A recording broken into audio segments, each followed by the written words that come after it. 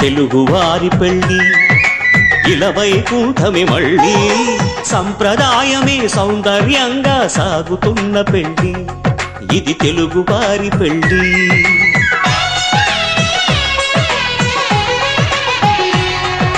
తెలుగువారి పెళ్ళి ఇలవైకుంఠమే మళ్ళీ